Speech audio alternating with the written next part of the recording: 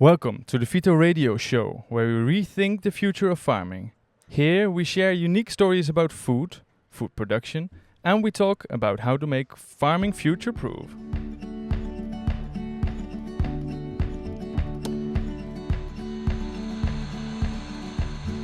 Ne jemi Fito, në kërkim të historive inovative bujësore të kapura nga peizazhet. Çfarë na tregojnë rrëfimet dhe si mund të përdorim këto për të bërë lëvizjen drejt ushqimit të qëndrueshëm. Mirë se të vini në Fito, mirë se të vini në Radio Fito Show. When the pot of chai mali begins to steam, the conversation starts. Farmers sit together, men, women, young and old, talking about crops, climate and change. The tea, made from wild mountain herbs, connects them across regions and generations. It's a familiar taste, a comfort, but also a reminder of the work that binds them to the land. In these talks, ideas for more sustainable farming take shape. Simple gatherings, shared tea, collective strength. That's where the future of European agriculture begins. We took the van this week, driving across the landscape from Divyake in the lowlands, almost reaching the Greek border in the highlands, meeting farmers on relatively small plots, but with advanced technologies and impressive harvests. We talked. We harvested, we washed carrots, and we gratefully met and enjoyed the food and generosity of the families we met. My name is Teun, right at the beating heart of Vito. Looking forward to this episode at our annual plenary meeting, this time broadcasting live from our beloved Vito van. We have some good food, a lot of great people, and today I have the honor to meet relevant people from Albania, and more specifically, women from the agricultural sector. Nice you're with us. Tune in with us in Tirana, Albania, the campus of the Agriculture University, in Vito Radio.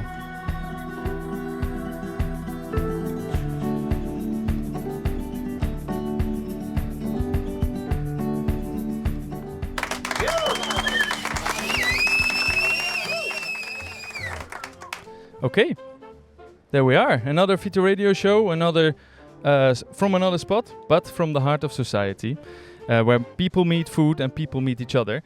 As said today, the show will be about women in agriculture, and because it's about women, I will play a minimum role. We have with us here Lina again. Welcome, Lina, in your home for the last weeks, this Vito van. I will gladly give over the microphone during the discussions to you, so you can have the discussion together. And I have the honor to also give the word and the microphone to Helene Clarenbold. Once we will start with the theme discussion. Helene, it's great to have you.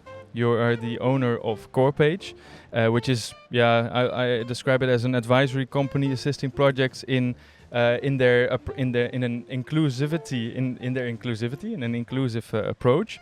And in the case of Vito, that means that we try to include everyone in our approach. So not only the large-scale farmers, but also the small-scale farmers, and also women and minorities like youth.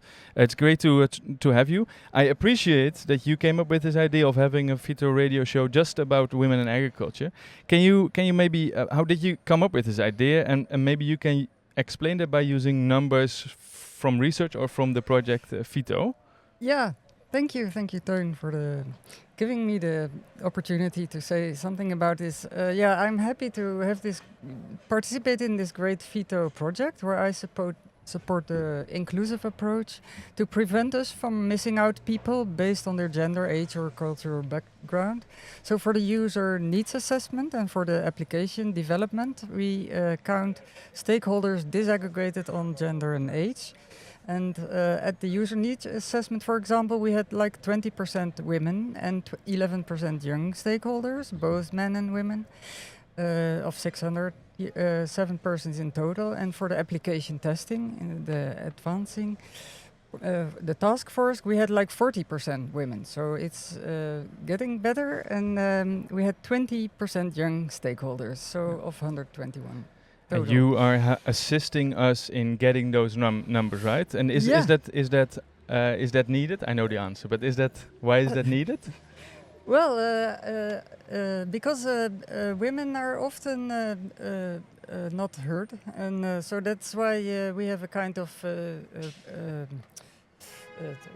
goal, which is 25% of at least people that are marginalized, and we have still women because they are often not in agriculture. They're like 30% women in agriculture, so we really have to put force to keep them on track. And we have now, of course, the development of a new innovation, and we want to have them participate. So we are very happy to have these interesting project partners. So I thought, let's talk to them in the today in this radio show.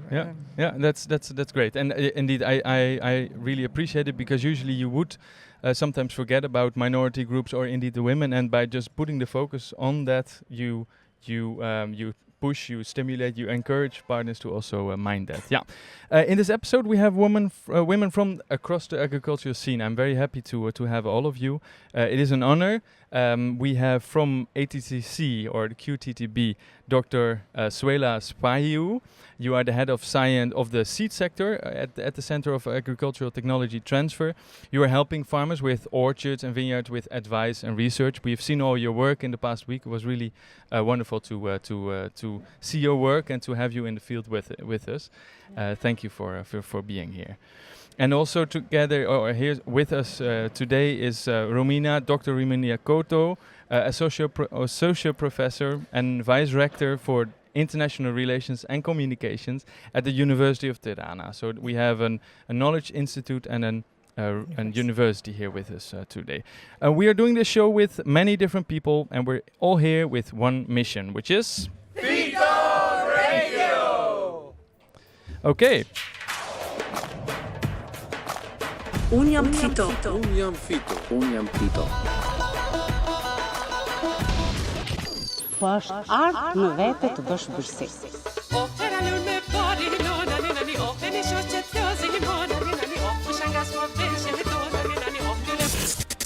Mirë se vini në radio Fito në Shqipëri.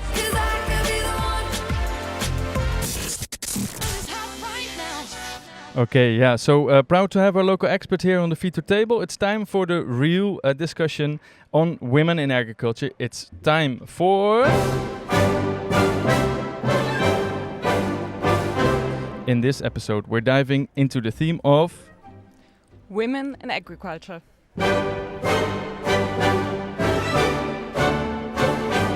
Together with our theme experts, Helene, Suela, Romina and Lina. Are you looking forward to it?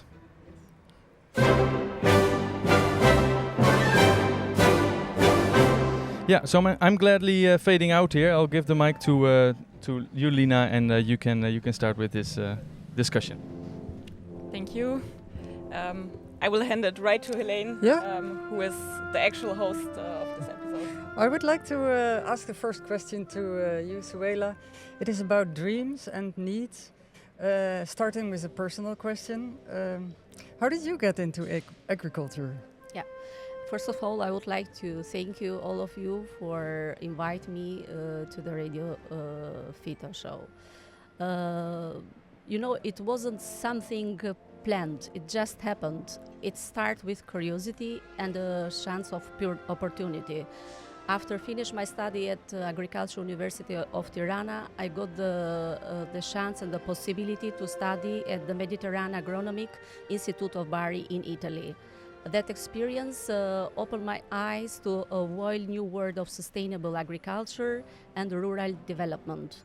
Working with farmers and seeing the impact of even small change made me realize how meaningful this work is. And now, after finishing the study in Mediterranean Institute of Bari, I work in the Agriculture Transfer Technology Center as the head of seed sector, and we are close every day with farmers at fields. Thank you. What is you have also a dream in agriculture? Yeah, my dream, from my point of view, is to see Albanian agriculture become more sustainable, more digital and more inclusive, especially giving women and young people a real opportunity to lead innovation in farming. Yes, I'm happy to hear that. Of course, we are all working on this innovation and but also the inclusiveness. It's very important for also this. That's why we have this discussion. And what would you need to realize your dream in agriculture in Albania? We need ongoing investment, I think, in digital infrastructure. And second, training for farmers and advisors. Stronger collaboration between institutions, a research center, and also the Ministry of Agriculture and Rural Development is also crucial.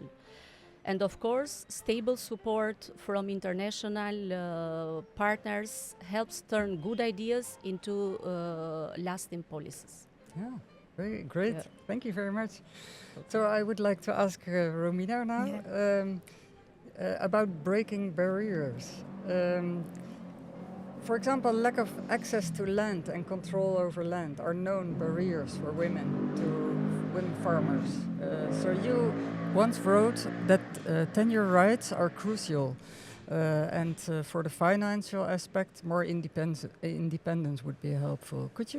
It would be both ways to break barriers. So could you say something about that? Yeah. First of all, I want to thank you for this possibility and Fito interview radio. Now, regarding the barriers and especially the inclusion of the woman in agriculture sector in Albania, I can say that years ago, but until now, it's a man's world. And this is a very pity one, but we are full aware about this. Fortunately, the thing is changing. Some things are changing, and we are trying our best because to put and to interconnect, to bring together, especially the economic part, which is a barrier for the woman in agriculture, especially in land tenure, also the legal part and the social and cultural one. These are the three connected barriers that we have to push down. Some other problems related to women in agriculture for Albania, for example, are also limiting access to finance. Sometimes, and through the meeting that we have done, also are the access to training and to the technology, because unfortunately men are in the first step sometimes, and it's difficult to bring a woman. But we are through the networking, through the collaboration, through also to the social, to little bit to push a little bit of change of social and cultural one, to create for women new businesses, to give the chance to create new possibility as ahead, especially in our main agriculture, which is Lushnja. We are trying to bring to lack this kind of barriers, to push it out, and to create a good world for the woman possibility in the agriculture sector in Albania. Yeah, sounds great. So actually, you're almost already also answering. I'm thinking about networking and education and training. Those are solutions for women and men also. But to participate in sustainable agriculture, how do you operate from the university then? If you we as university now for many years we have changed the approach, and especially we include the women, the girls, the young generation, but especially the women, in the research, in teaching, in project, through different kind of project in which we network as Interreg, as Peer, as Horizon, in different projects that we have. And we are trying to combine both, to include, especially to give voice to the woman, especially through different kind of meeting, different kind of workshop, meeting in the area, in our agriculture area, pushing them here in the university. So because I think that is not the important is to create a network. It's very important, but I think that's more important is to sustain this network. So to make it strong, and to put it in the future as one main for broad instrument. Yeah, maybe a little extra question, but do you see more young women enter into the university? I tell you, yes, we see more women enter in the university. And regarding this step, we have an equity gender plan in which we have established and we have worked in the new one version in 2023.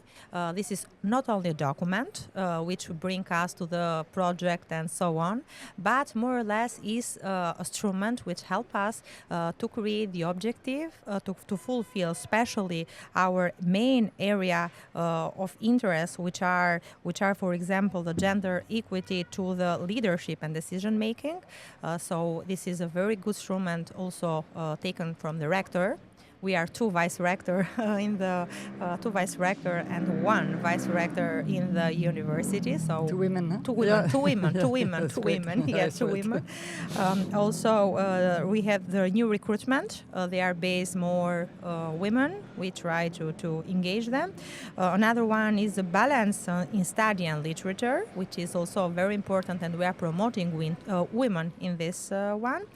Curricula and research is another element introduced in our gender equity, especially to push the women and to make them part of our organization culture, special to gender basis, and also some sensitive collections, especially in access and processing, especially to introduce the students, to push the girls, the young scientists, the women to be part and involved in our efficiency and usability of the university. How do you see, how would you attract women especially? Do you have some ideas about that? Or?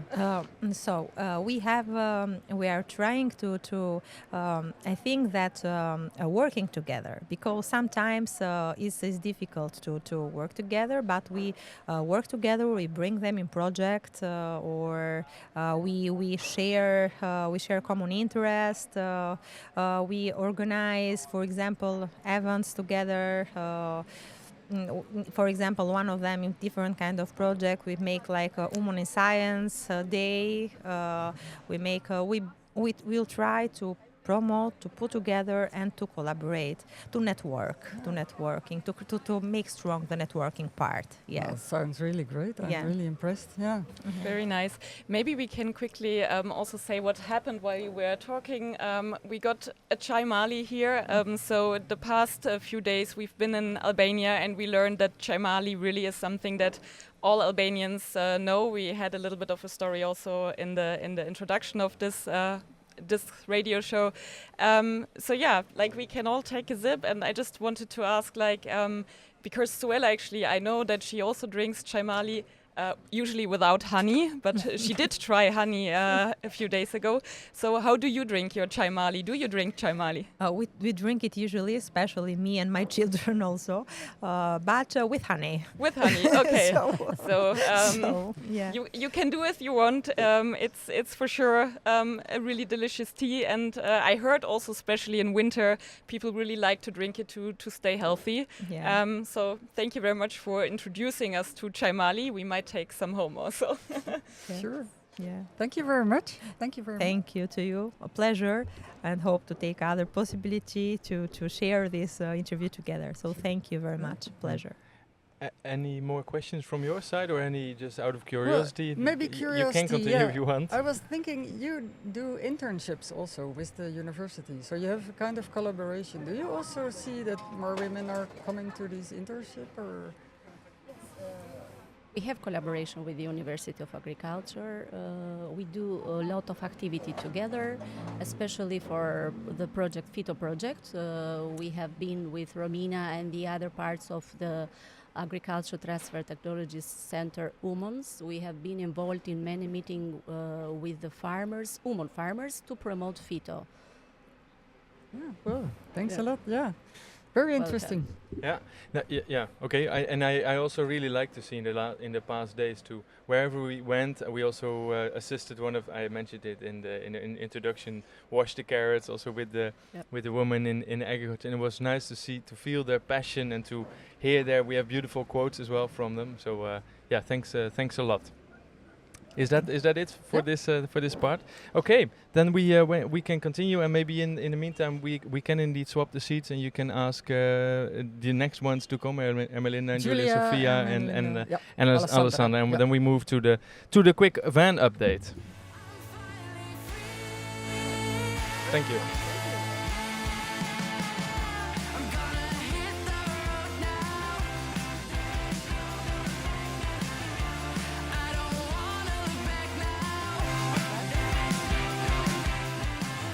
Yeah, the Vito van. And for those listening for the first time,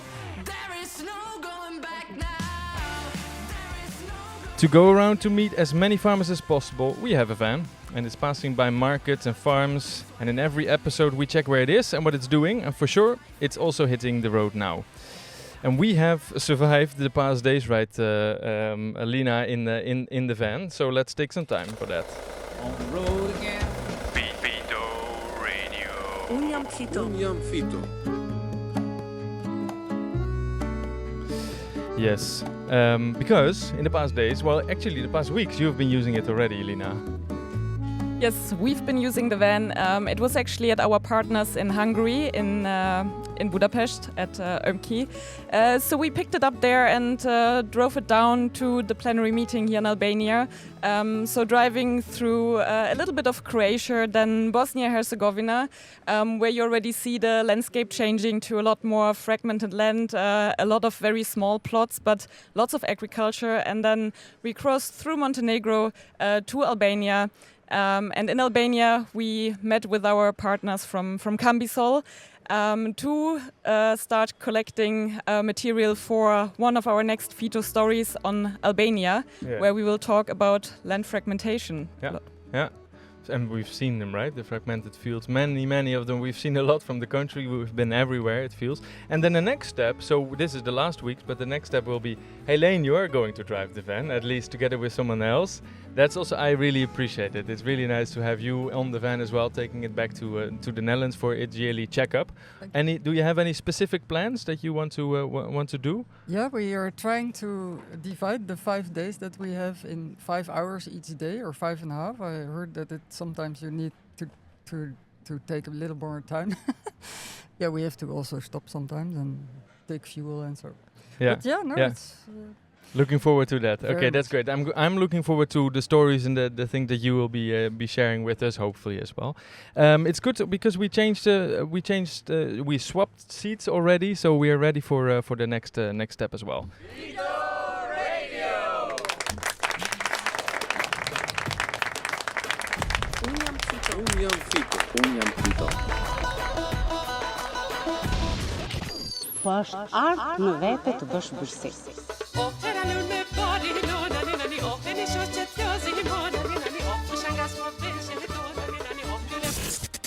Mirë se vini në radio Vito në Shqipëri.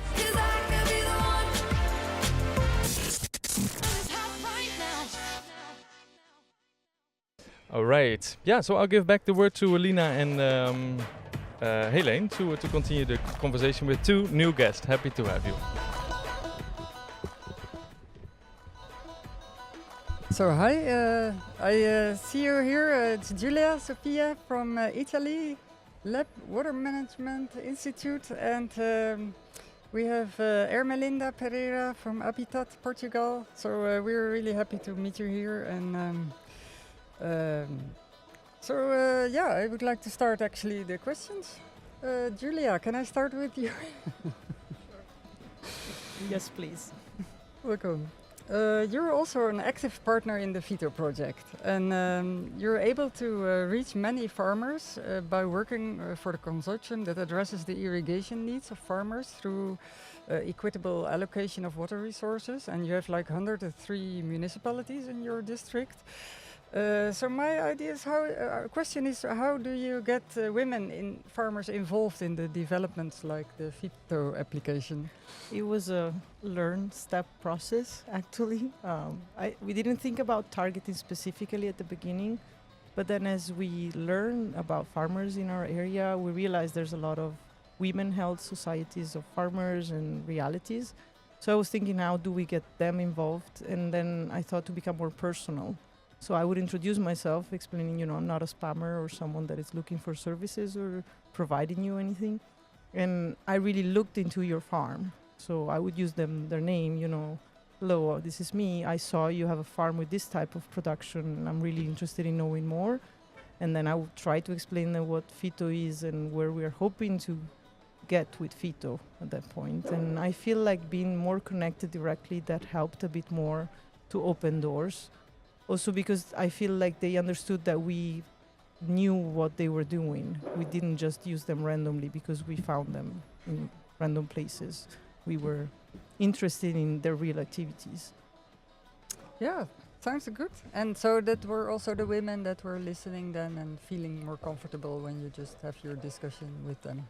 Yes, I also had a lot of help from their own association. So they invited me over to events that were organized by them. So I could speak in front of their audience, and I was with them together to go step by step through the process. So I have a question. You once said the idea of you have to help women with leverage on pride. I really like the yeah. Well, I guess it was being very personal too. You know, we're very moved by the fact that people recognize what we do. Sometimes we go unrecognized with very little things. So I thought to make sure that they knew I knew that it was sometimes a bit more of a struggle for them to get where they were for many reasons that go beyond the farming system and because of reality of life, actually. So I feel like by making sure that we recognize people in general, that can be a leverage to make them be more involved. Right. Yeah, that's what they call empowerment, I think. But the leverage on pride, I really like the way you say it. So, can you say something also about this networking? How you already said something about it, but maybe. So it's a networking that we're trying to build from the bottom up, looking into the help of the local communities and the local realities. It works a lot of word by mouth, of people knowing people, telling them, you know, there's this person that I know that want to come to you. And actually that brought us also something further for our organization. After they knew about Fito, they called us saying, oh, you know, there's this app. I'm not sure I know what it is, but maybe you can talk to this person that could be interested. And they helped us putting out the word a bit more. And I feel once we have the actual app in the market, like in hand, that would be much more helpful also to involve people with the actual being together and look at it. What kind of network would I think about then? I think the best way for us is to start with the network that it's already there. There's a lot of communication going on. There's a lot of local realities that have their own channels of communications that can be written, talked, calls.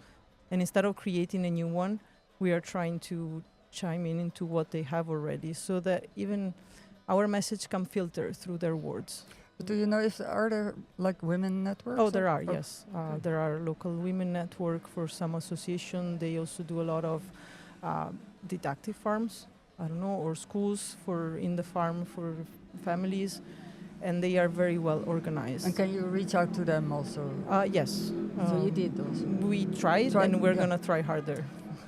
Yeah, because it's not easy. That's why I ask. I understand. I put myself in their shoes. It's also hard for others to reach me sometimes because there's a lot of, you don't know what they're talking about, so you don't want to just fall for scams or something in today's reality. That's why I think filtering through the local knowledge and the local communities helps a lot. Yeah, and I think you did a good job. I think actually Italy had quite high numbers on the percentage of women in the user needs assessment, and yeah, I remember like last year when you were describing how you actually did it, it sounded like you were very persistent, but in a nice way. You really kind of tried hard to get through to the women, and I think now that you explain the process, we really can see that it worked, but that it's also a lot of work. Yeah, but really appreciate it. Yeah, so do I. And well, there's one more thing. You were talking about targeted funds search. That's something that it's a bit more complicated, I think, but it's doable. There are funds for youth and women in farming. It's Italian. Italy, at least, of course. Sorry for no, Italy, and also for Europe. I think sometimes it's hard for farms to deal with the process and the accounting part and the actual data part that they need to access the funds and to verify everything. So we are also trying to offer help in that ways, meaning that they could find the funds, and if they want to do some activities that are organized, then we can maybe help them also through Fito to look for specific calls or something. That's also one of the parts I think we are developing in the app itself. Very important, yeah, because it's about funding often. Yeah. Interesting. Thank you very much. Thank you. I want to ask some questions to Ermelinda now. You're from Habitat. You It's the Portuguese Association for Food Production Farmers. You have like olives and nuts in farmers Yes. among your stakeholders, and you're supporting them with webinars, courses, information. Am I correct? Yes, you are correct. We are an association with quite a lot of women, actually. And yes, the main crops are olives and perennial crops, vineyards. That's our main thank goal. We do support them with webinars, training, basically whatever they need. Yeah. It's not. No, great, thank you. Now, you once described the inclusive approach for women, for food producers in your area with positive discrimination. So I really Yes. liked it because it's, of course, a term that we use a lot. But then maybe you have some content. Well, I think I shot myself on my foot on that one because so it's not an expression I actually like, but eventually, when you grow up and you think about it, it was needed. So I meant by that I literally meant that women get marks up in a national funding, for example, if they get an idea, and if they are a woman, they can get a higher score too. So they do have it in Portugal. Yes, yes, Yeah, that's yes. amazing. And there are specific applications strictly for women as well. Yeah. That is good. Yeah, that's because it's of course a way to get this kind of discrimination that's going on already to get it straight. You know, I mean, that's why we think about it. About the issue of access and control, we already mentioned it over land. How does it make women less involved in agriculture? Do you think? I'm not sure about that because I mean, if there is land available, there is no discrimination between if a woman wants to get it or not. It's just that. Okay. Either by heritage or acquiring it. It doesn't really matter if it's a woman or a man. Yeah, that's interesting because I think it's different in Portugal than other countries. So sometimes it's about, but that's why I really am interested in how you look at it. You think it's important also that it's equal? Yes, of course. Yeah, yeah. And so, how do you think FITO will help with issues like that? Well, women have an important role in agriculture in Portugal. They actually. Very often they are the one in command. They take care of the paperwork, the finance of the house, even the farm. Though in society they may not have that visibility, in the practical point of view they do. So I lost myself. No, Sorry. it's great. I'm impressed. Yeah, I think that's exactly what is going on, and that's the invisibility that makes it sometimes that people forget about them or forget to involve them, and that's, for example, why we say in FITO we have to be inclusive because, well, I don't blame anyone personal, but it's more that we all have to think about that everyone should be included, and Exactly. also the people that are maybe less visible. So there's one more question. Do you have an example of these help of FITO to women? Well, not yet because FITO is still in a very early stage, let's say so. But I do see potential in it, and it will be a tool that may help women as well. In inclusion, either women or men, actually. No, it's just it will be a good tool. I think it will be for management, for acquiring services, for whatever it may come later. Yeah, sounds great. Thank you very much. You're very Thank you. welcome. Thank you. Yeah, so you would like to ask Alessandra as well, right? So maybe one of you can or maybe Julia Sophia, you're the one closest to the exit. Thanks a lot for having both of you. Well, because Helene also wants to ask a question to Alessandra from the company Smart Farming. So she's coming. She's entering now.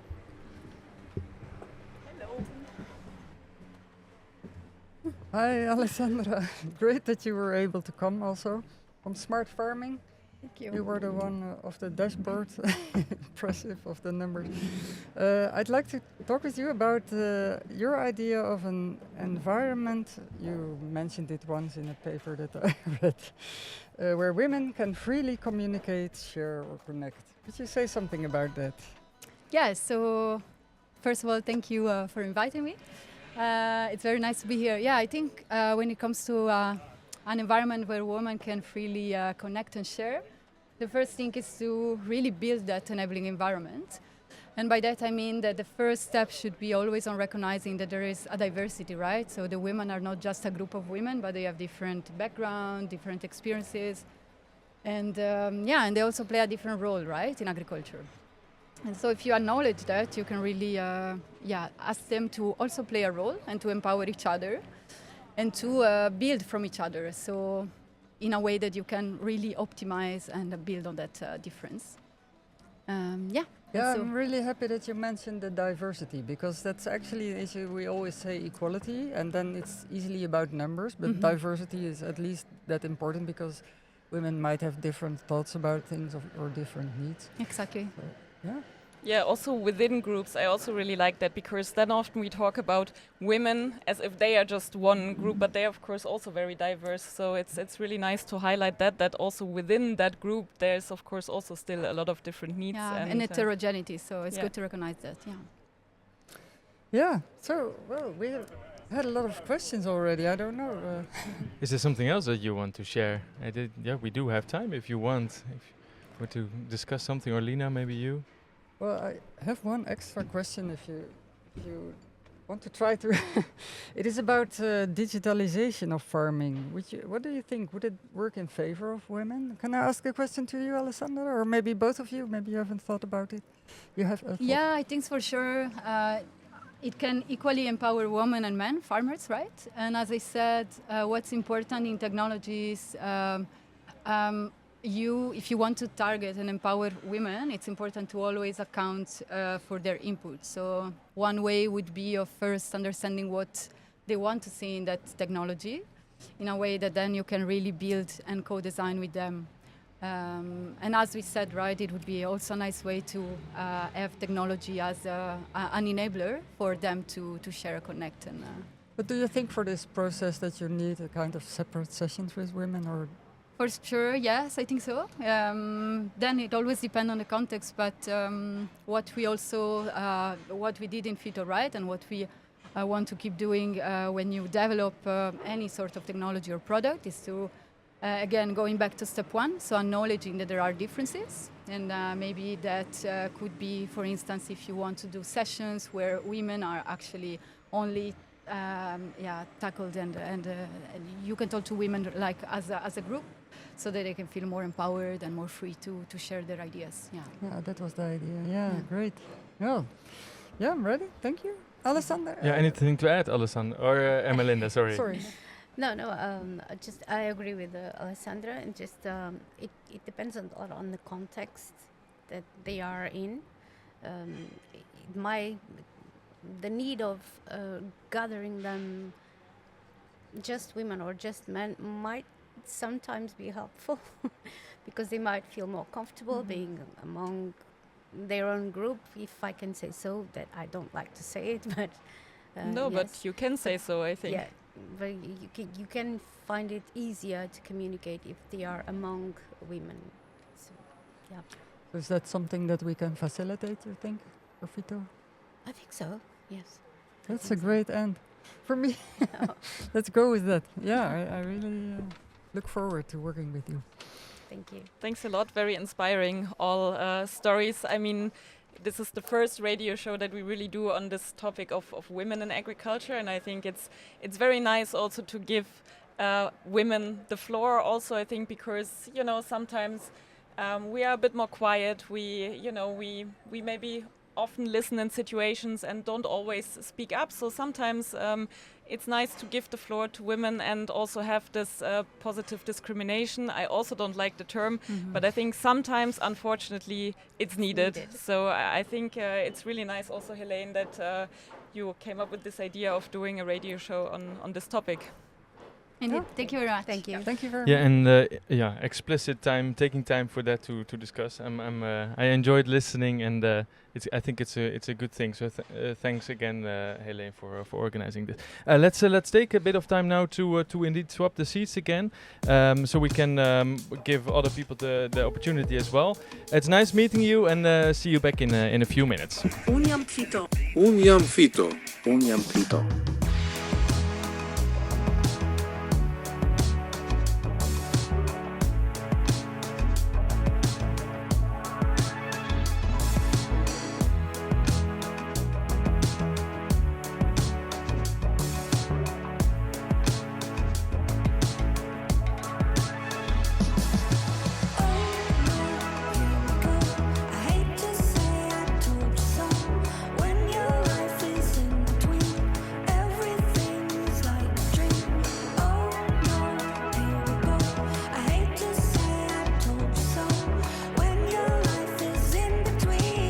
Glory, welcome to the project. Thank you.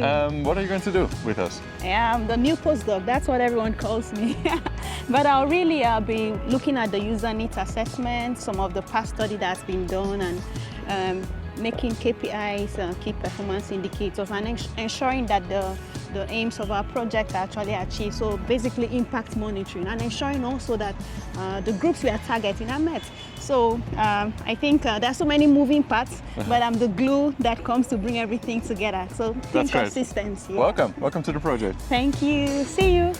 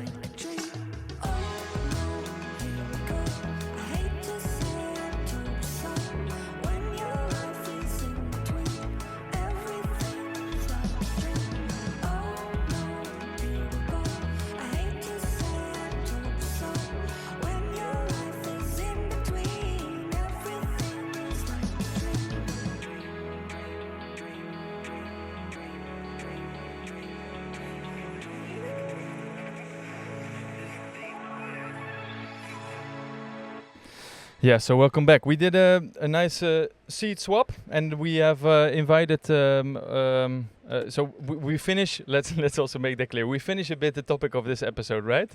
Because now we wanted to ask questions to the director of the QTTB. His name is Mr. Salilari, or Dr. Salilari, Ilir Salilari. So he will join very soon. And for that, before he is here, we can also ask a question to Anton. Anton is usually our map man. Anton, you can come if you want.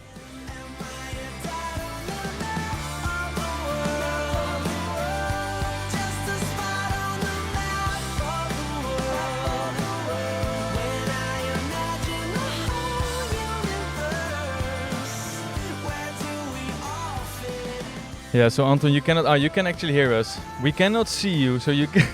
He's pretending to be a farmer, I think. Okay, Anton, we've crossed the country in the past days. Can you explain? Yeah, I'll unmute you. Yeah. Hello, good afternoon. Am I online? I am. Luc, can you actually give me a hand, or maybe rather Helene, so we can show the map in all its glory? Yeah, we have arrived in Albania, actually crossing the Adriatic, of course in Durrës, where the ferry arrived from Italy, and then we have crossed the entire country diagonally. First of all, Albania, the 6th smallest country in Europe, but highly diverse, very diverse landscapes, with the hills and mountains crossing the country like that, and that's how we followed it. So from the lowlands of Divjaka, good fish, sandy soils with carrots. You can also see on the map the dense network of hydraulic systems, road networks, villages, fragmented agriculture. And besides that, the Belgish area, the Tuscany of Albania, full of olives and vineyards, of course. And then we crossed it, crossing Berat, a beautiful historical town and crossed it diagonally into the mountains. Malik, you see that word a lot, Mali. Is actually what I was chewing here is chai Mali, and that is the very typical and traditional. We have introduced it, yeah. So we drank it already, and yeah. It was sort of a side quest to find it, which we finally did in Permet on a small market, and we actually arrived all the way to the upstream river valley of Vjosa, which is a very beautiful natural area, a reserve, the oldest riverscape of Europe. And full of olives, especially in the center part of the country. And generally speaking, the country is really full of diverse agriculture and agricultural products. Yeah, nice. Thanks. Thanks for that introduction. I think it's a beautiful introduction to also give the seat to Mr. Salalari, to Dr. Salalari. He can step in if he should be around the corner, Anton. So you can. It's wrapping up. Yeah, maybe in the meantime we can already, because we have asked a question to the rector of this university as well, so the rector of the University of Tirana. I spoke with him quickly this morning and asked, how do you see the future for agriculture in Albania in general, for small and medium farmers, and how do you think that a European project like FITO could be supportive to this development? I asked this to him, and let's listen to him and then we can discuss that. I would say the future of agriculture sector in Albanian perspective, the exports have started to be increased, especially in vegetables, in olive. Albania is present in so many markets in Europe, and the ambition is to open the all exports also for potatoes and for cheese and also for the dairy products. So in that regard, there is no doubt that the future of agriculture is Europe, but the challenges for farmers are to fulfill the EU requirements, especially for the food safety and for providing the security from soil to the table. So by saying this one, I would say that our FITO project is in the right time and in the right place.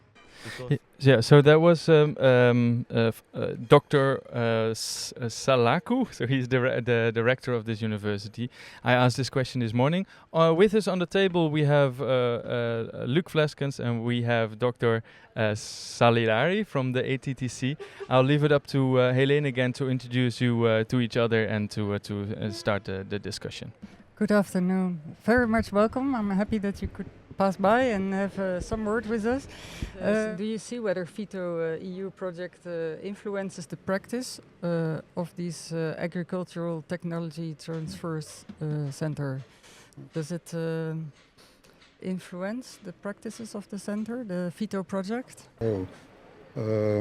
But by promoting digital innovation, the FITO project will encourage the Center of Agricultural Technology Transfer to increase its role from the traditional knowledge provider to the digital and to enable the integration of the digital technology to the practice of the small and medium farmers. This role is essential for the increasing of resilience and competitiveness in the agriculture sector of Albania. So you think it's important for the small farmers to have some kind of support in this way because they wouldn't otherwise catch up with the innovations that are really going fast now? Yes, it's very important. Know the fact that in Albania we have 365,000 farmers, and we have only 150 extensionists. So best way is to use the FITO to join the farmers with expertise, let's say. And your institute is also educating people. So can you say something about that? You're having young people that are do internships in your institute, or? No. Not really. Because we are just a service institute. So. Oh, okay. I thought you had some kind of connection. We have a kind of, let's say, a conflict between name of the institute and what we really do. So, okay. So only plays when the student take a class, only just do practice on the innovation and. But for innovation, the University of Tirana that take care of. So the importance of FITO for your institute is to have this innovation, learn the people from your own institute. Yes. Okay. To join the farmers with each others, with researcher, and to join the knowledge providers or the policymakers. So there's one more this digital, let's say, infrastructure. Because my final question would be, what is the practice of a TTC in the future of your institute? How do you see this practice in the future? How will you? Which way will you go? I think our institution will be a key agent, let's say, to ensuring that this digital technology take place in the rural area or agriculture sector of Albania. Yeah, I also think if I may jump in, because of course we've been around with the FITO van in the past few days also, and you've introduced us also to a lot of farmers, and we've seen a lot of the country. And I think it was really nice to see also that you have these good contacts also with farmers and that you support them, but also I had a feeling there was also the trust there, because they were also happy to answer a few questions that we had. So I think, you play a really important role also to help FITO to get to the farmers really and to the people that need it and the smallholder farmers. So I just wanted to share this experience from the past few days. It was really nice also to have you and support FITO. Thank you. And I want to ask Luc, do you want to add something to this idea of the future of farming and the Farming Institute here in Albania? Yeah, sure. With FITO, of course, we work in different food systems, different countries, and I think that's the strength of our approach, is that it should be adapted to the different local, diverse context. But that to really, especially also with Albania entering the EU and having to adapt to new markets, it's really important that farmers get all the new knowledge that they need for this transition. And as it was explained, with the number of people, the extension workers, and the number of farmers that are so large, I don't see another future than to help this process with digitalization and having a low cost and easy access of information for farmers, and actually also not taking away the role of institutes like the QTTB is really important, so that actually the extension workers can extend their services with an app, but if there are difficult questions, that the farmers still know how to find advice of the institutes. So I think that combination can be very valuable. Thank you very much. Thank you very much for being here. I wanted to say, we know that you agree, because you've shown that also the past few days, that you are also there for the farmers. And I had a feeling also, because we were talking to the farmers, because we wanted to record some stories for the FITO story. But I saw you also talk to the farmers about other things, so I had a feeling there's a lot of conversations going on anyway. So that was good to see. So. Thank you very much. Thank you. Thank you. And all the best for the future with your institute. Yeah, thanks a lot again for having us, for showing us around. That was really appreciated. This is already the end of the FITO radio show, and as you know, this radio show is about exploring the essence of good food produced in a proper and sustainable way. The website is fito.eu. We will be soon releasing the alpha, releasing the alpha version of the app. So fito.eu is the website. We are going to have our lunch together here on this plenary in Albania. I would like to thank all of you for and also. Luc, I forgot to. You have one. Thank you to Luc. Yeah, indeed. Yeah, thanks for everyone for having us, and also thanks here to the University of Tirana. Thanks to be my wonderful guests. Thank you, Helene. Thank you, Lina, for setting this up. Felimendere to you as well. Hope to see you in the next. This was Fito Radio. Un jam Fito. Un jam Fito. Un jam Fito.